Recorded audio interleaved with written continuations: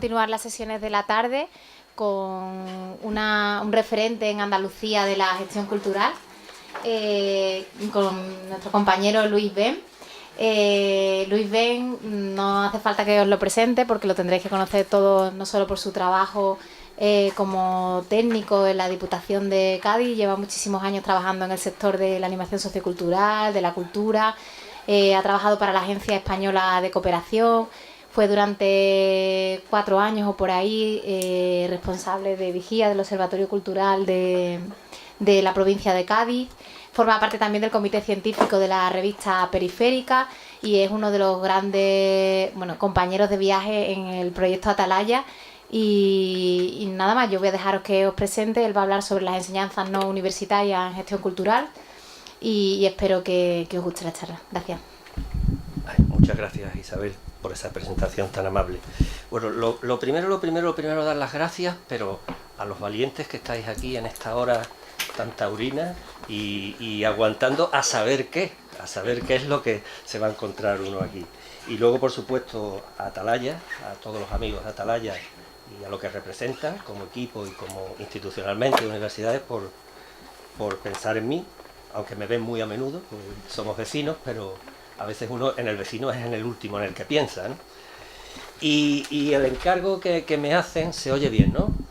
El encargo que me hacen es que hable de las enseñanzas no universitarias en gestión cultural. Antes hemos tenido 2 magníficas ponencias, del profesor Luis Bonet y de Tino, que nos han hecho un plantel, Luis, una exposición muy profunda y intensa de qué ha sido esto de la gestión cultural desde el punto de vista de la formación y tal, y Tino desde la enseñanza universitaria. Y a mí me toca hablar de la enseñanza no universitaria.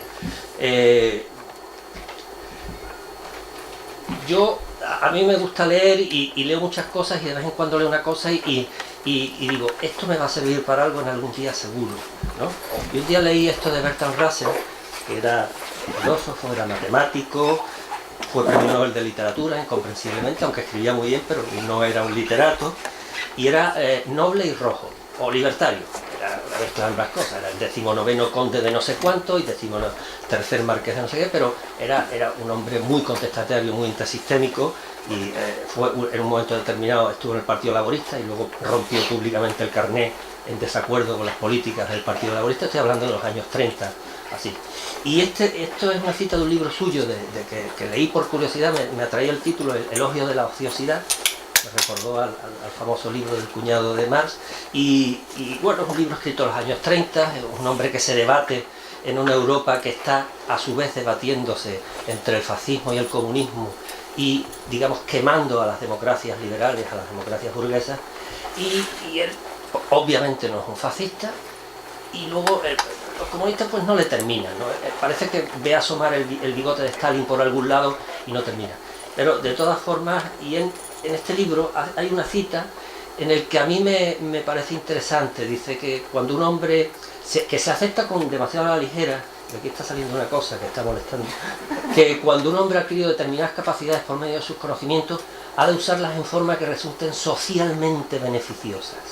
La estrecha concepción utilitaria de la educación, que es esa concepción de la universidad que hablaba Luis al principio, antigua, casi decimonónica, pero que se nos mete hasta el siglo XX, hasta muy entrado, se olvida de la necesidad de cultivar los propósitos del hombre al mismo tiempo que sus conocimientos prácticos.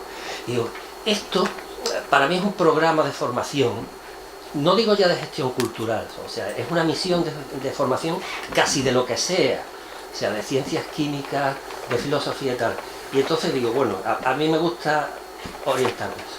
Hice un índice que os explico lo que vamos a ver aquí. Voy a hablar muy brevemente del pasado, feliz, no lo sé, a mí me lo parece porque lo viví. El presente, infeliz, no lo sé. Voy a poner un pequeño vídeo, dura 20 minutos, pero voy a hacer una selección de un director de orquesta, porque para mí, y esto lo conocí en un curso en el que estoy asistiendo como alumno ahora, Benjamin Zander, que es para mí una lección de gestión cultural impresionante.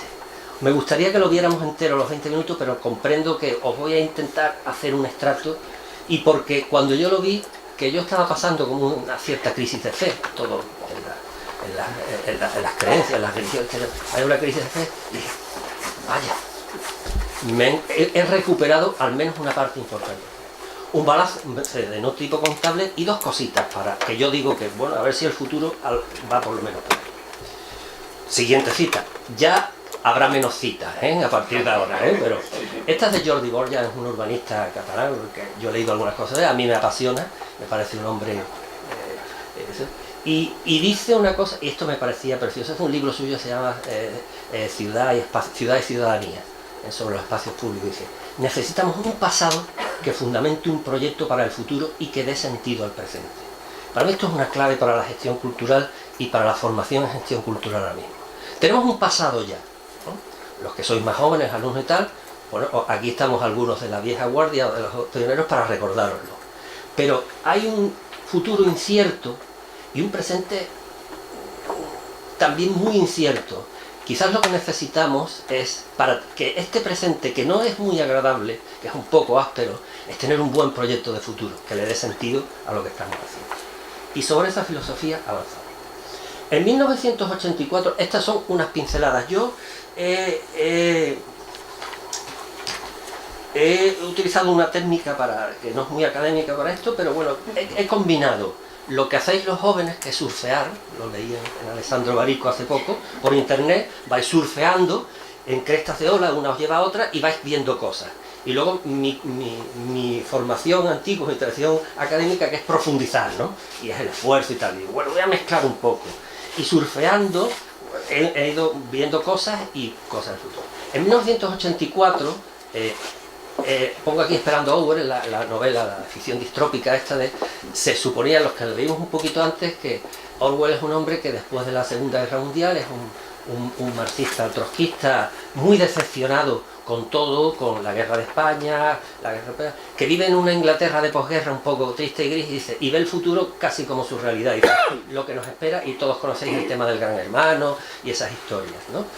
Lo pongo ahí con una imagen que es la presentación, porque en 1984 es cuando Apple presenta el Macintosh y utiliza y hace un anuncio que está inspirado en el 1984 de Orwell, y lo que hace este hombre es identificar a IBM con el Gran Hermano y decir, nosotros somos los que vamos a romper esas dinámicas, somos la modernidad, somos la creatividad, es otra cosa. Entonces que 1984 no fue como era. Pero ¿por qué lo hace? ¿Y qué pasa en 1984? A mí una cosa me parece interesante, antes lo nombró Luis, Interacción 84. ¿Qué es Interacción 84? En plena efervescencia, recién recuperada la democracia y los poderes locales sobre todo, está mucha gente queriendo hacer cosas. Veníamos de una dictadura gris, ¿sí? en muchos tonos grises, y queríamos un país con colores. Y la cultura era una paleta ideal para pintar colores sobre la realidad.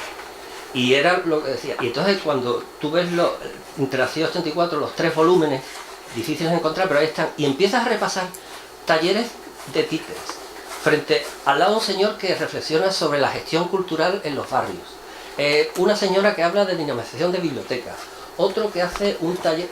Era una explosión de decir, aquí estamos y vamos a cambiar esto. Y esto es muy importante porque antes habían pasado cosas, evidentemente ya estamos a 5 años de los primeros ayuntamientos, pero es el momento, y en ese momento Diputación de Barcelona hace un papel ahí importante de catalizador. Creo que había apoyo del Ministerio de Cultura, no me acuerdo, pero y ahí se reúne. Unos años después, y estoy en la Barcelona preolímpica, y este es un homenaje a Luis que era una ciudad, yo la conocí, muy distinta a la de ahora. Era una ciudad que te sorprendía, pero ya percibías que aquella ciudad estaba cambiando, o que quería cambiar, ¿no? A mí me sorprendió que era una ciudad de espaldas al mar, siendo una ciudad marítima. Yo soy de Cádiz, vosotros sois de Huelva, una ciudad marítima que no mira al mar. Pasa un hecho fundamental para toda la historia contemporánea. Cae un muro que unos llamaban el muro de la vergüenza, si estaban en el oeste, y los del este le llamaban el muro de protección antifascista, que es el muro de Berlín. Aquello supone un revulsivo importante. Y coincide casualmente con que empiezan a hacer el máster de gestión cultural de la Universidad de Barcelona. Cae el muro de la vergüenza o el de protección antifascista y empieza a construirse un soporte formativo para una profesión en la que todavía todo el mundo estaba, o mucha gente, un poquito así. Y es un hito. Y a partir de ahí arrancan muchas más cosas. En el 94, 10 años después de la profecía no cumplida, de un mundo totalitario y súper controlado, 2 años después de una Olimpiada, una Expo, y entre paréntesis una capitalidad cultural por aquello de que se nos encelaban los madrileños, ¿no? Y 20 años antes del presente, hay que tener en cuenta, ¿no? Y ahora cuento una historia propia. ¿Qué hace? Era en educación no formal. Me tocó en Diputación de Cádiz formar a un conjunto de técnicos de municipios menores de 20.000 habitantes. Mi jefe era muy inteligente y lo primero que hizo fue, antes me había enviado a Barcelona, vete allí y aprende, y echa el resto. Y luego llegamos a un acuerdo con una cosa que en aquel tiempo se llamaba Escuela Pública de Animación Sociocultural de Andalucía. Era una escuela diseñada específicamente para la animación sociocultural, que es una cosa distinta. Son nuestros hermanos en la lucha por el cambio social y por los cambios de hábito y tal, pero ellos hacen animación y tal. Pero esta escuela se interesa en la gestión. Y hacemos un proceso de formación participativo. Era el signo de los tiempos. Entonces reunimos a estos, eran gente muy joven, de distintas procedencias, y hacemos un par de seminarios para analizarnos como profesionales, con un par de profesionales y de expertos de la escuela pública, ¿no? Y creamos un proceso formativo. Y al final, me he olvidado, porque de esto me acordé casualmente hace poco, porque encontré una libreta negra que yo tenía, que lo apunté todo. Y me ha resultado muy curioso, después de 20 años, repasar que las demandas de formación que nos dan no eran muy distintas de las que hemos visto antes puestas en las anteriores ponencias. Quizás varía un poco el lenguaje, ciertas cosas, pero las demandas de formación eran muy, muy similares. Hay un primer balance, de repente, o uno de los primeros balances, que se hace lo hacen dos personas, que son Alfons Martinel y Xavier Marcé, que es un encargo del Ministerio de Cultura, que el Ministerio de Cultura, como todo ministerio, es lento. Entonces, en el 95 se da cuenta, oye, parece ser que hay por ahí, por los ayuntamientos, en las diputaciones, una serie de funcionarios o trabajadores públicos, que básicamente era sector público en aquel momento, oye, que hacen esto. Y hay gente, hay otras instituciones, hay una diputación en Barcelona, otra aquí, un ayuntamiento y tal, que están haciendo acciones formativas y tal. Y parece que hay un cierto desbarajuste y descontrol en esto, y vamos a ver a alguien. Alfons es un hombre, luego hablaremos un poco más de él, que es pedagogo. Él había sido concejal de cultura en Girona y un hombre. Y entonces estaba interesado. Y Xavier Marcé es un hombre también en esa línea, aunque está más volcado en la empresa privada últimamente, o hace ya muchos años. Tal. Uno se encarga de los perfiles, que es Xavier Marcé, y Alfons el que habla de la formación de gestores. Y avanza, hace una reflexión bueno, primero de si realmente esto de la cultura, en sus palabras, más o menos dice, esto es un encargo social definido ya, concreto, es la primera reflexión que nos tenemos, o es algo que nos estamos inventando, o es algo que unos políticos que pasaban por aquí, más o menos rojos, o más o menos liberales, o lo que sea, están... Y se plantean, dice, ¿cómo se forman estos gestores? ¿Cómo se accede a la profesión? O sea, los que hoy estáis estudiando el grado de gestión, me parece muy bien, lo tenéis muy claro. O sea, lo tenéis marcado, vais a estudiar una carrera universitaria, 4 años, a hacer exámenes y tal y cual, y luego os tendréis que especializar y todas esas cosas. Pero en aquel tiempo la gente venía de aluvión, desde todos los sitios y desde los sitios más iguales. Y se reflexiona sobre qué hay que saber para ser gestor cultural, qué hay que saber hacer y qué hay que saber mostrar. Siguiente. Aquí pongo un salto oceánico, y doy un salto oceánico y de 8 años además. Oye, hay más hitos, ¿eh? Yo he cogido algunos en ese ejercicio de surfeo, ¿eh? Y hay un seminario en México, el primer seminario de formación de formadores en el campo de la gestión cultural, patrocinado por OEIR, Organización de Estados Iberoamericanos, por ACULTA, que es, digamos, el Ministerio de Cultura de México, el Consejo Nacional de las Artes y la Cultura, e Iberforma, que era un proyecto de red de formación. Me llama la atención que se habla de formación de formadores. O sea, ya se habla, en otros sitios, ya se había hablado antes, ¿eh? Pero aquí tiene un carácter institucional.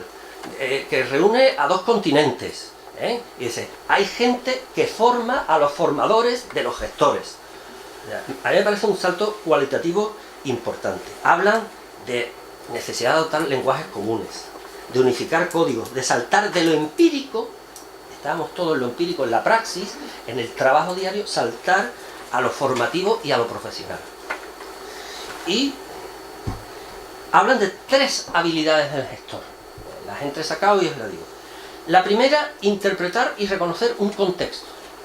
En otros tiempos hablábamos, cuando yo era más joven, de análisis del territorio, ¿no? No sé si en algunos sitios se sigue hablando de eso. Bueno, el análisis del territorio.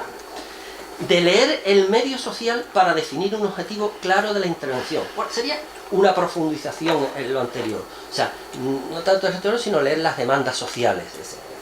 Y que había que tener un alto componente creativo y un vínculo con la creación misma. No eres gestor si en alguna manera no estás vinculado con los creadores.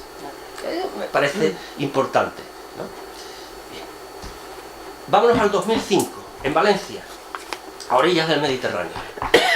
Y ahí se reúnen en un congreso de gestión cultural, de formación y tal, y se reúne gente de toda España. Y entonces hay una declaración de Valencia. ¿Qué es lo que hace la declaración de Valencia? Intenta poner orden. Podemos estar más o menos de acuerdo con el orden que pone. Dividen, hay técnicos de este tipo, técnicos de esto, tal. Sus competencias de uno serán esto y lo otro. Y hacen, un perfil curricular con una serie de temáticas que deben tratar en su formación, deben tener en la formación base los gestores culturales. A punto 9, pero algunas, ¿no? Evolución de la producción y las políticas culturales. Planificación cultural. Marketing de la difusión cultural, estudios de mercado para el conocimiento de los públicos, gestión de recursos humanos, gestión de presupuestos, modelos de evaluación, gestión de infraestructuras culturales, supongo que se hablan de equipamientos y de grandes festivales, legislación y administración pública. Casi de lo que seguimos hablando, de lo que, no sé, en vuestro programa de estudio hay cosas de esas, ¿no? Y ya se acaba el pasado, ¿no? Hemos surfeado un poco y vamos a ver el presente.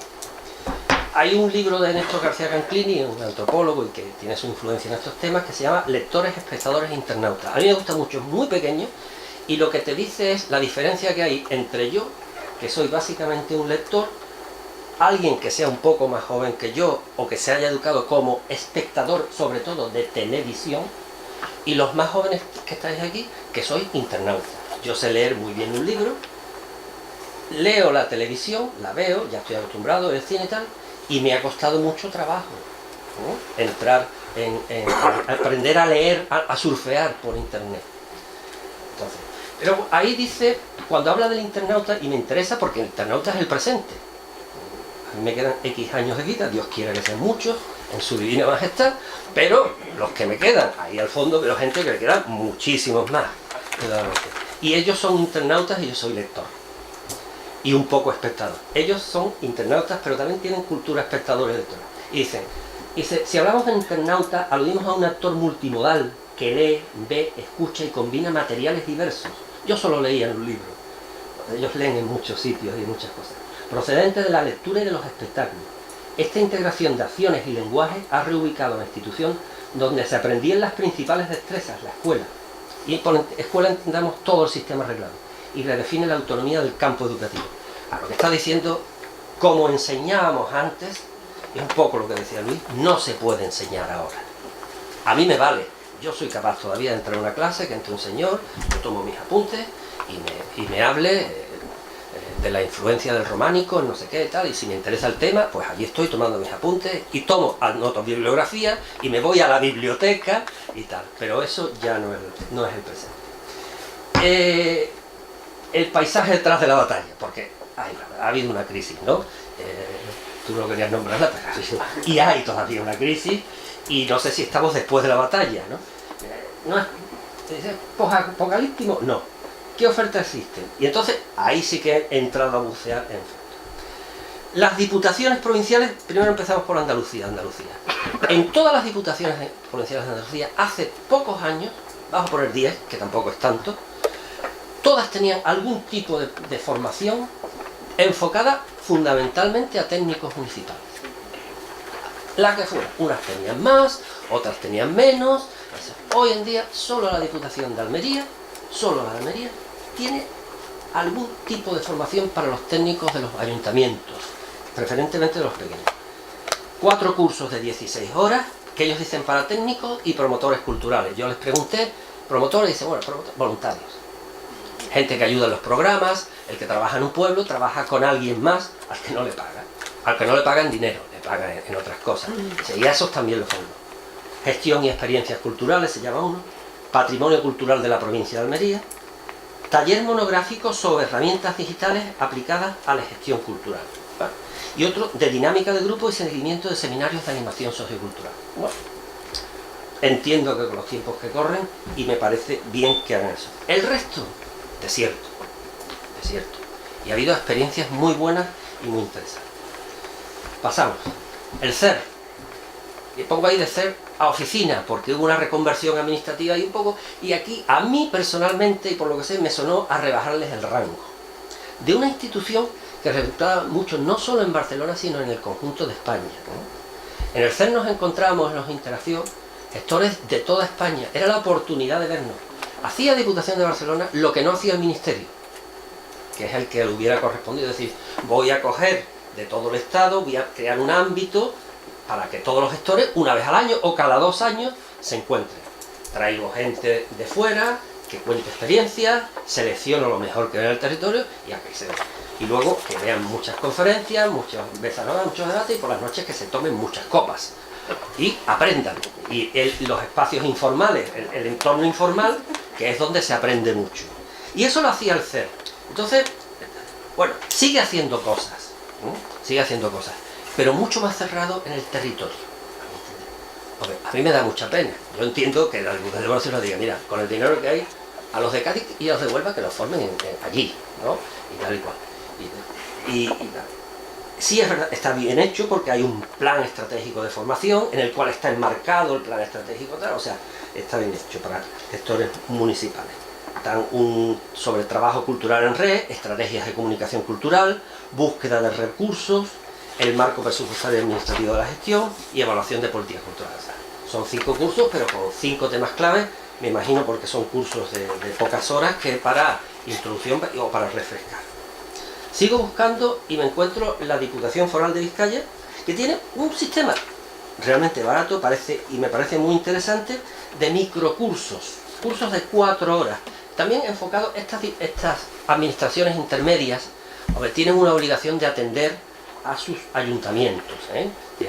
Entonces, por eso se enfocan mucho en los municipios. Microcursos de 4 horas comarcalizados, han dividido el territorio de la provincia de Vizcaya en 3 o 4 comarcas, las que sean. En cada una hay un técnico de la Diputación. Hablamos, ojo, de diputaciones forales, que son las que tienen dinero. Las provinciales, por las diputaciones forales recaudan el impuesto de la renta, y luego dicen, este poquito se lo doy al Estado y este poquito al gobierno vasco, y el resto a mí. O sea, si todos hicieran, ojalá. Pero bueno, entonces tienen mucho dinero. Un técnico por esas comarcas que, digamos, vive en contacto directo con sus técnicos municipales. Y es un proceso de feedback. Oye, ¿qué te apetece? ¿Este año cómo lo veis? El año pasado estuvimos hablando de tal tema, de la evaluación. Y este año, es que hay problemas con el tema de la comunicación, las redes sociales, es que estamos perdidos, y se monta, ¿no?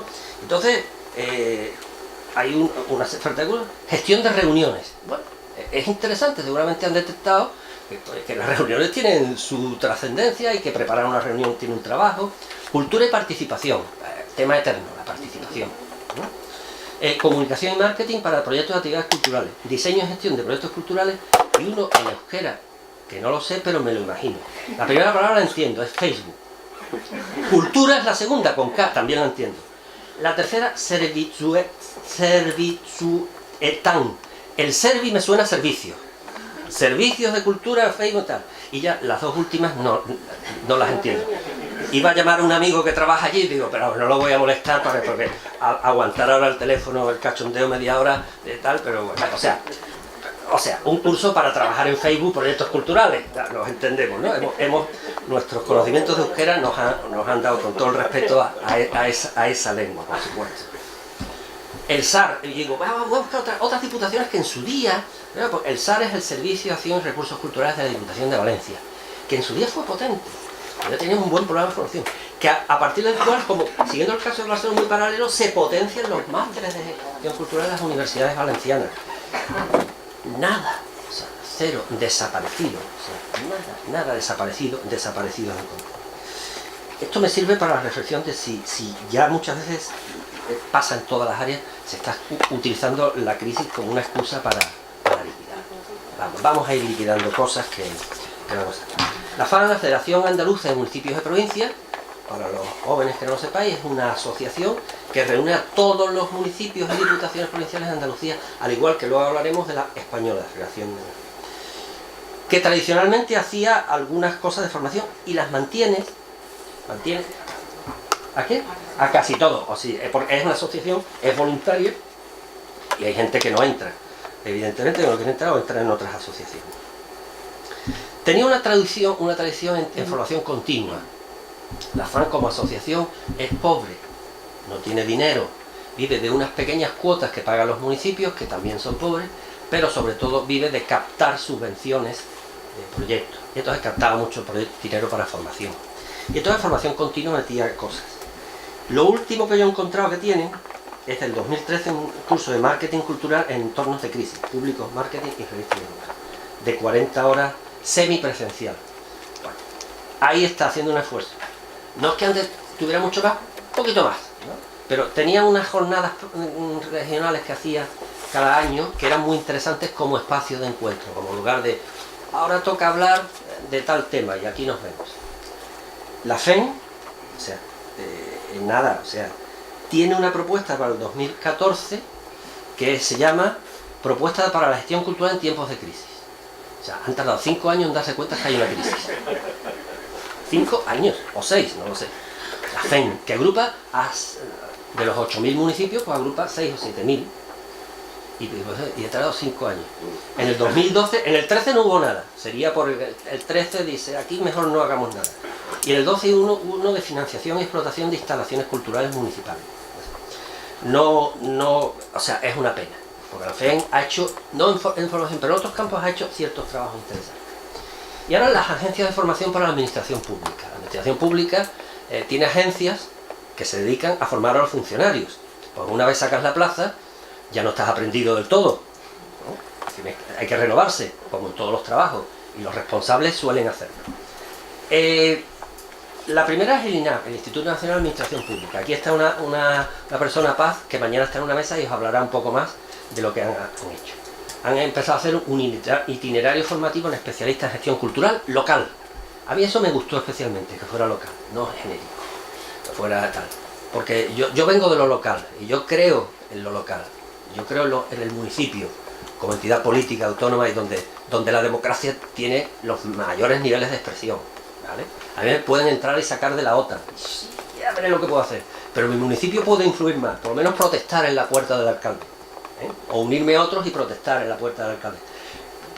Y entonces me gustó especialmente que ese sesgo, ese calificativo de local, digo, bien, empiezan bien. También han tardado un poquito. Han tardado un poquito en hacer algo en gestión cultural. Están formando funcionarios desde hace muchos años. Muchos. Y ahora ven que dicen, bueno, bien. Luego el Instituto Andaluz de Administración Pública, que es la versión andaluza del de la Administración Pública, del Ministerio. Y también hace cosas, ¿eh? Y lleva tiempo haciendo cosas, pero no en una línea tan intensa como ha empezado ni nada, sino, bueno, hay cursos pequeños con cosas que parecen a priori interesantes, claves para la gobernanza en la gestión de instituciones culturales. Bueno, parece interesante, ya no sé. Las nuevas tecnologías y la implantación de los social medios en las instituciones culturales, o legislación cultural ante los retos que plantea el nuevo contexto, ya no, pero hacen. Y luego surfeé por el resto de instituciones. Hay 18 autonomías, pues mínimo habrá 15, 16 que tengan su instituto correspondiente de formación. Y la verdad fui incapaz de encontrar nada más. Ya de un momento digo, mira, ya hasta La Rioja no llego. A La Rioja iré a beber vino, pero no a buscar cursos de formación. ¿Eh? Entonces, parece ser que no ha habido una preocupación en las agencias por formar. Bien, y ahora salto, digo, bueno, todo no es administración pública, gracias a Dios. Hay un mundo ahí afuera, ¿no? Y hay un mundo profesional que lleva tiempo intentándose articular. Los gestores, pues claro, los médicos se colegian, los abogados, los obreros del metal se sindican, y vaya, si se sindican. Y si les tocas una hora de eso, pues responden y me parece muy bien. Entonces, nosotros no nos sindicamos, pero por lo menos nos asociamos, somos un poquito más cautos en ese sentido. Hay una asociación andaluza, que es GECA, Asociación de Gestores Culturales de Andalucía, que a su vez está inscrita en una federación. Mañana tendréis, o esta tarde después, a una persona, esta tarde de la federación, y mañana a un compañero de GECA. Yo solo por deciros que ellos se preocupan, dentro de lo mal que están las cosas, y de las pocas cosas, de ofertar una formación para sus asociados y para el que venga de fuera, que no sea asociado, y que lo haga. Y que eso es de agradecer. Ahí el compañero de GECA, Rafa, me pasó lo que tienen previsto este año, 9 cursos, son cursos intensos, especializados, creo que unas 20 horas, ¿no?, por curso aproximadamente, bueno, un curso muy bien, y van desde el crowdfunding, cultura en internet, gestión audiovisual, temas fiscales, laborales, comunicación de bienes, espacios culturales, y hay uno que me intriga, luego me lo cuento, que se llama Goodbye España. ¿Lo han hecho la Federación Catalana o lo habéis hecho? No sé lo que quiere decir. Luego, porque no me ha dado tiempo de preguntártelo, ayer lo estaba repasando y un curso se llama Goodbye España. O sea, todavía no. ¿En qué consiste? A lo mejor están liquidando la marca España, lo cual no estaría mal, pero bueno, yo lo leí y digo, bueno, me lo dicen de la Federación Catalana y digo, bueno, pues sí, está en línea, ¿no? De lo último, pero aquí, de Goodbye España. Luego, como muy anecdótico, ACTA, que es una asociación de empresas de artes y escénicas de Andalucía, hace unos cursos de formación, sobre todo escénicas, pero con muchas pinceladas a lo que es gestión cultural. Se terminó en el 13, es un esfuerzo. Voy a seguir muy rápido, que veo que me estoy... Tengo hasta las 6, ¿no? Sí. La cátedra... aquí tengo... Sí, eso voy a hacer. Muy rápido, cátedra UNESCO, y aunque es formación universitaria, pero tiene un sesgo, por ejemplo, el curso virtual hacia gestión cultural local, que me parece interesante. Y ahora llegamos aquí. Muy rápido. Benjamin Zander, os lo explico, voy a ir conectando. Es el director de la Orquesta Sinfónica de Boston. Esto, ¿sabéis lo que son los vídeos TED? De tecnología, entretenimiento y diseño. Cogen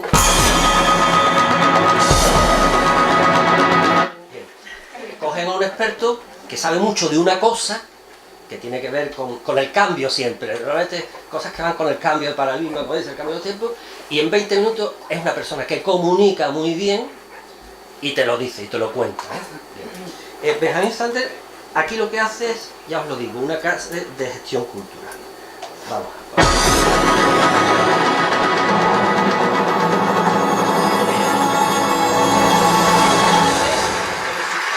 Probably a lot of you know the story of the two salesmen who went down to Africa in the 1900s. They were sent down to find if there was any opportunity for selling shoes. And they wrote telegrams back to Manchester.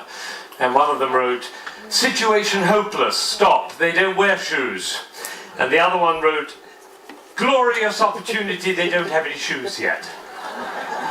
Now there's a similar situation in the classical music world, because there are some people who think that classical music is dying, and there are some of us who think you ain't seen nothing yet. And rather than go into statistics and trends and tell you about all the orchestras that are closing and the record companies that are folding, I thought we should do an experiment tonight. An experiment. Actually, it's not really an experiment because I know the outcome. But it's like an experiment. Now, before we start, I need to do two things. One is I want to remind you of what a 7-year-old child sounds like when he plays the piano. Maybe you have this child at home. He sounds something like this.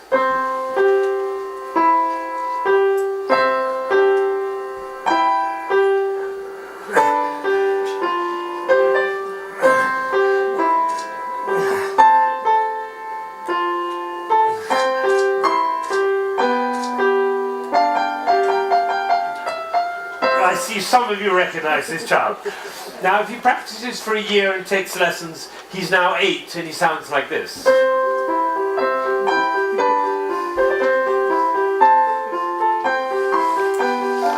Then he practices for another year and takes lessons, now he's 9.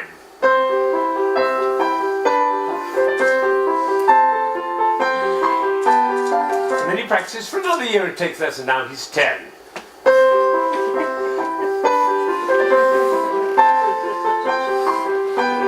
At that point they usually give up. Now, if you'd waited for one more year, you would have heard this.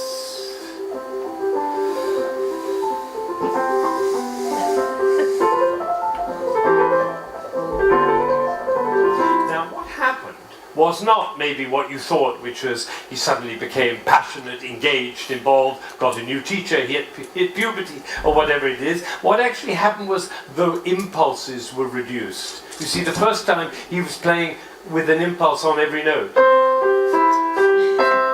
And the second with an impulse every other note. You can see it by looking at my head. The 9-year-old put an impulse on every 4 notes. And the 10-year-old on every 8 notes. And the 11-year-old one impulse on the whole phrase. I don't know how I got into this position. I didn't say I'm going to move my shoulder over, move my body. No, the music pushed me over, which is why I call it one buttock playing. Can be the other buttock. You know, a gentleman was once watching a presentation I was doing, and I was working with a young pianist. He was the president of a corporation in Ohio. And I was working with this young pianist, and I said, the trouble with you is you're a 2-buttock player. You should be a 1-buttock player. And I moved his body like that while he was playing. And suddenly the music took off. Took flight. There was a gasp in the audience when they heard the difference. And then I got a letter from this gentleman. He said, I was so moved, I went back and I transformed my entire company into a 1-buttock company. Now, the other thing I want to do is to tell you about you. There are 1,600 people, I believe. My estimation is that probably 45 of you are absolutely passionate about classical music. You adore classical music. Your FM is always on that classical dial. And you have CDs in your car. And you go to the symphony. And your children are playing instruments. You can't imagine your life without classical music. That's the first group. It's quite a small group. Then there's another group, bigger group. These are the people who don't mind classical music. You know, you come home from a long day and you take a glass of wine and you put your feet up, a little Vivaldi in the background doesn't do any harm. Right? That's the second group. Now comes the third group. These are the people who never listen to classical music. It's just simply not part of your life. You might hear it like second-hand smoke at the airport, but and maybe a little bit of a march from Aida when you come into the hall, but otherwise you never hear it. That's probably the largest group of all. And then there's a very small group. These are the people who think they're tone deaf. Amazing.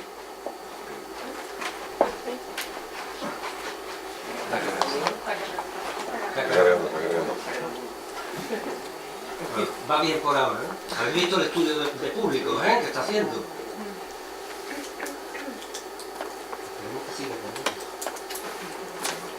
Tira un pelín para atrás. Sí, eso. Un poquito para atrás. Simply not part of your life. You might hear it like second-hand smoke at the airport, but and maybe a little bit of a march from Aida when you come into the hall, but otherwise you never hear it. That's probably the largest group of all. And then there's a very small group. These are the people who think they're tone deaf. Amazing number of people think they're tone deaf. Actually, I hear a lot, my husband is tone deaf. Actually, you cannot be tone deaf. Nobody is tone deaf. If you were tone deaf, you couldn't change the gears on your car, in a stick-shift car. You couldn't tell the difference between somebody from Texas and somebody from Rome. And the telephone. If your mother calls on their miserable telephone, she calls and says hello. You not only know who it is, you know what mood she's in.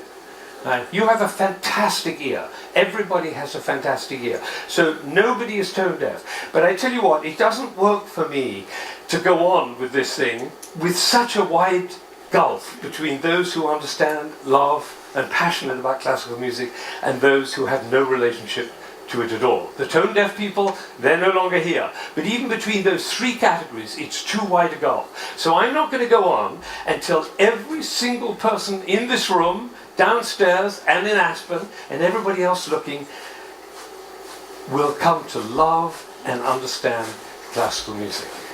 So that's what we're going to do.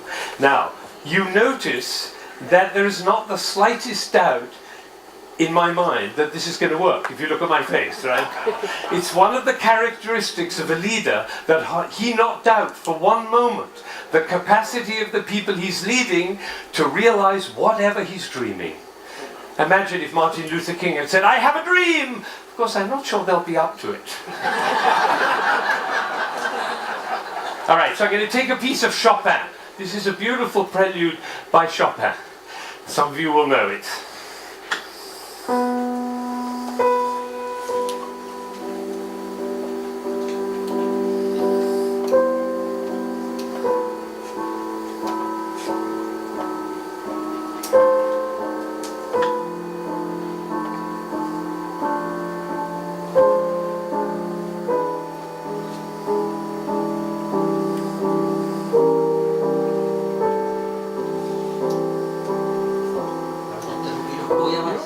Probably happened in this room. When I started, you thought, how beautiful that sounds.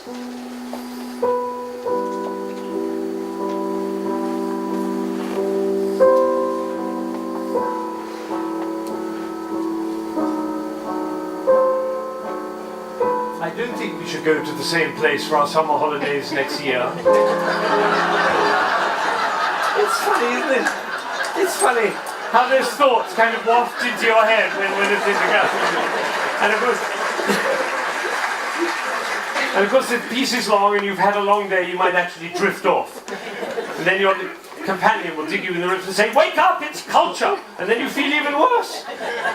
But has it ever occurred to you that the reason you feel sleepy in classical music is not because of you, but because of us?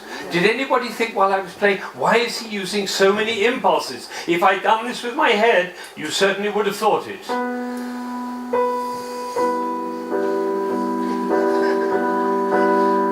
And for the rest of your life, every time you hear classical music, you'll always be able to know if you hear those impulses.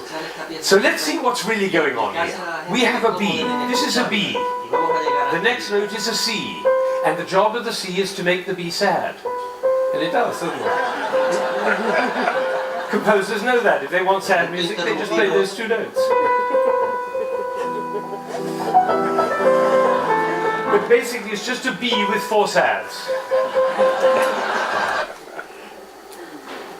So now you're going to follow the line all the way from B to E. And I have one last request before I play this piece all the way through. Would you think of somebody who you adore, who's no longer there? A beloved grandmother, a lover, somebody in your life who you love with all your heart, but that person is no longer with you. Bring that person into your mind, and at the same time, follow the line all the way from B to E, and you'll hear everything that Chopin had to say.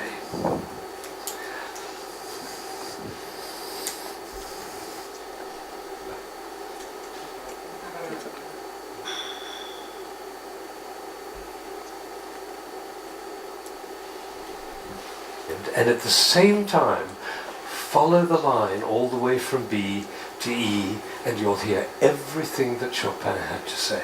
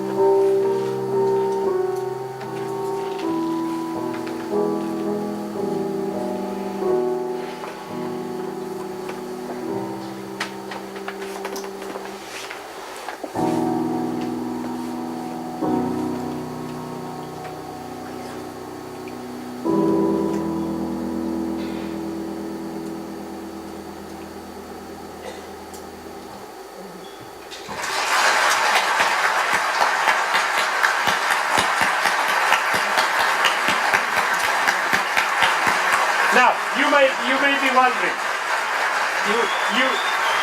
You may be wondering. You may be wondering why I'm clapping. Well, I did this at a school in Boston with about 7th graders, 12-year-olds. And I did exactly what I did with you, and I told them and explained them the whole thing. And at the end, they went crazy, clapping. They were clapping. I was clapping. They were clapping. Finally, I said, "Why am I clapping?" And one of these little kids said, "Because we were listening." Think of it, 1,600 people, busy people, involved in all sorts of different things, listening, understanding, and being moved by a piece by Chopin. Now that is something. Now am I sure that every single person followed that, understood it, was moved by it? Of course I can't be sure, but I tell you what happened to me. I was in Ireland during the Troubles 10 years ago, and I was working with some Catholic and Protestant kids on conflict resolution, and I did this with them. Risky thing to do because they were street kids. And one of them came to me the next morning and he said, "You know, I've never listened to classical music in my life, but when you played that shopping piece," he said, "my brother was shot last year and I didn't cry for him, but last night when you played that piece, he was the one I was thinking about. And I felt the tears streaming down my face, and you know, it felt really good to cry for my brother." So I made up my mind at that moment that classical music is for everybody. Everybody. Now, how would you walk? Because you know my profession, the music profession, doesn't see it that way. They say 3% of the population likes classical music. If only we could move it to 4%, our problems would be over. I say, how would you walk? How would you talk? How would you be if you thought 3% of the population likes classical music? Only we could move it to 4%. How would you walk? How would you talk? How would you be if you thought... Bien, se ha parado a lo justo. Bueno, descubrí este vídeo hace poco, siendo alumno, me encantó, y vi aquí, yo no sé lo que habéis visto vosotros, realmente aparte, el uso emocional, cuando lo ves completo te das cuenta que la gente está llorosa. Y si tú haces el ejercicio que él te dice después de su explicación, es impresionante la sensación que tienes. Yo he visto una clase en que se ha hablado de intermediación, por supuesto, de análisis de público, de liderazgo, de empatía. O sea, menos tocar el piano, que si lo hacemos estaría estupendo, de cosas que debemos hacer. O sea, me parece una clase de gestión cultural impresionante. No me resistí a la tentación. Cuando yo lo vi digo, esto lo tengo que soltar en algún lado. Y yo creo que este sitio es un foro muy adecuado. Y buena hora también. Habéis escuchado a Chopin sin dormiros a las 5:30 de la tarde. En Andalucía, con calorcito. Y la pregunta dice, ¿dónde se aprende esto? ¿Dónde se aprende? Y ahora voy a entrar directamente, porque ya estoy fuera de tiempo, en el balance, ¿no? Primera conclusión, la formación no formal a veces es muy formal. No estamos hablando de cursillitos, o sea, ahí también.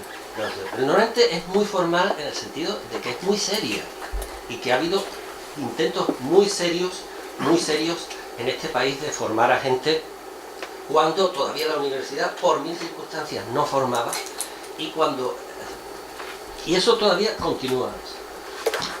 Hay un pasado intenso, hemos tenido un pasado intenso de búsqueda de formación en los gestores, más emocional que cartesiana. Buscábamos la bandera de la libertad tras la cual engancharnos, tras la cual ser el pueblo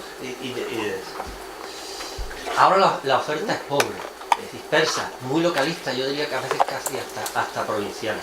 He puesto ahí ese grabado de un códice medieval porque a veces tengo la sensación de volver a la Edad Media, donde un pequeño núcleo de sabios en códices iremos guardando la sabiduría hasta que vuelva el Renacimiento y los saberes clásicos y el hombre como medida de todas las cosas vuelva a tener su lugar. Pero la oferta ahora está. El sector privado está muy desatendido. Encontramos cosas para los funcionarios, vale, con esto y tal. Iba a poner una imagen de un sin techo, pero como está la cosa tan mal me parecía que era casi ofensivo. Entonces me encontré esta imagen de un señor como que medio vive en la calle y tal, como el sector privado está así, ¿no? Viviendo de recreo, y nadie, muy poca gente, salvo las asociaciones profesionales y tal. Bon voyage, al Mesamit. Y muy poca gente se está ocupando de los profesionales que están en el futuro. Y vuelvo a la frase de Jordi Borges. Digo, no voy a usar más citas, un cierto truco, voy a usar otras, pero es la misma. El futuro, bueno, necesitamos repensar nuestro pasado bien para construir un proyecto de futuro que lo que estamos haciendo ahora tenga un cierto sentido. En formación y probablemente en más cosas. Formación. Esta palabra se la escuché yo poner a este señor que es Alfons Martínez, pedagogo y maestro de muchos de los que estamos aquí. Formar para la acción. La educación académica tiene que formar para unas cosas, probablemente también para la acción, pero la formación no formal tiene que formar para la acción, para la praxis, para el trabajo diario, para el problema que tienes ahora mismo. Formas para saber hacer, saber. Esto está apoyado, cuando yo hablé con él, digo, ¿tú de dónde has sacado esto? No, esto es de este premio Nobel chino Amartya Sen, que es las capacidades. Él habla de capacidades que tiene que utilizar la gente para aprender a utilizar sus derechos y recuperar sus libertades reales, las libertades reales, las que hay, y lo puedes trasladar al campo de la formación o aprovechar nuestras capacidades para poder convertir las actitudes que tenemos y los conocimientos que tenemos en proyectos realizables y generativos, que generen cosas, que generen nuevas formas. Yo he puesto unas fórmulas ahí, lo voy a decir porque me las invento y luego no me acuerdo de memoria. Dos, habrá, si nos ponemos a discutir, sabemos.